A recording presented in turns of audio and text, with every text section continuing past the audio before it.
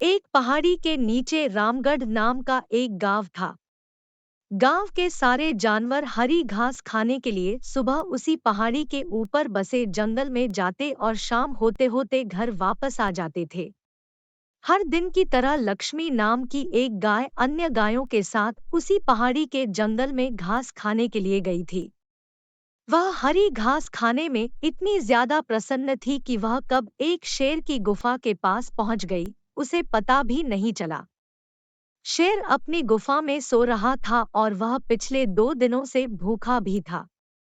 जैसे ही लक्ष्मी शेर की गुफा के पास पहुंची, गाय की खुशबू से शेर की नींद खुल गई। वह शेर धीरे धीरे गुफा से बाहर आया और गुफा के बाहर गाय देखकर खुश हो गया। शेर ने मन ही मन सोचा कि आज उसकी 2 दिनों की भूख मिट जाएगी।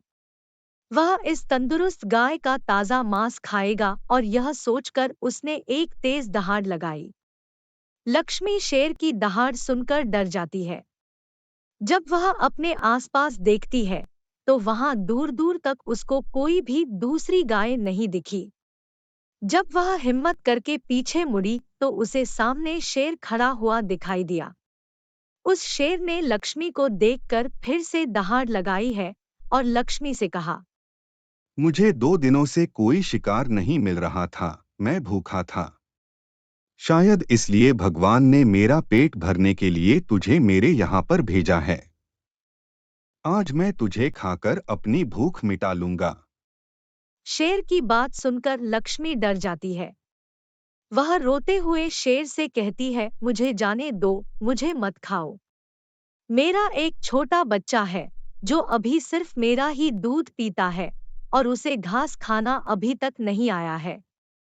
लक्ष्मी की बात सुनकर शेर हंसते हुए कहता है, तो क्या मैं अपने हाथ में आए शिकार को ऐसे ही जाने दूं?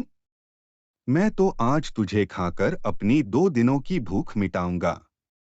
शेर के ऐसा कहने पर लक्ष्मी उसके सामने रोने लगी और विनती करते हुए कहती है कि आज मुझे जाने दो। मैं आज अपने बछड़े को आखिरी बार दूध पिला दूंगी और उसे बहुत सारा प्यार करके कल सुबह होते ही तुम्हारे पास आ जाऊंगी।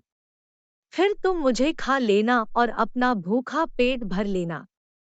शेर लक्ष्मी की यह बात मान जाता है और धमकी देते हुए कहता है कि अगर कल तू नहीं आई तो मैं तेरे गांव आऊंगा, फिर तुझे और तेरे बेटे दोनों को खा जाऊंगा।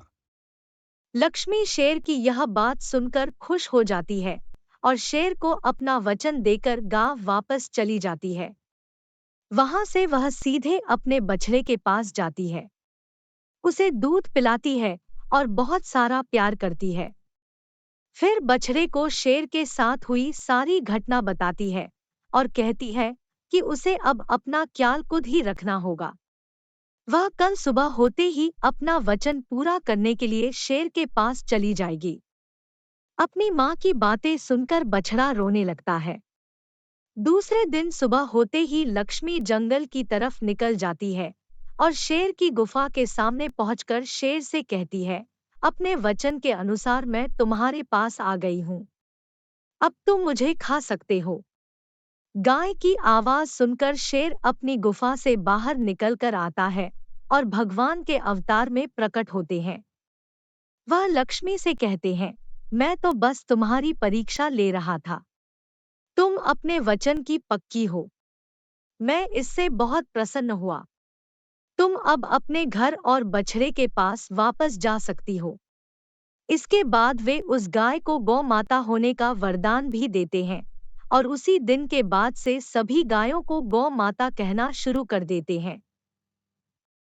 तो बच्चों, हमें जान की बाजी लगाते हुए भी अपने दिए हुए वचन को पूरा करना चाहिए। यही हमारे दृढ़ व्यक्तित्व को दर्शाता है।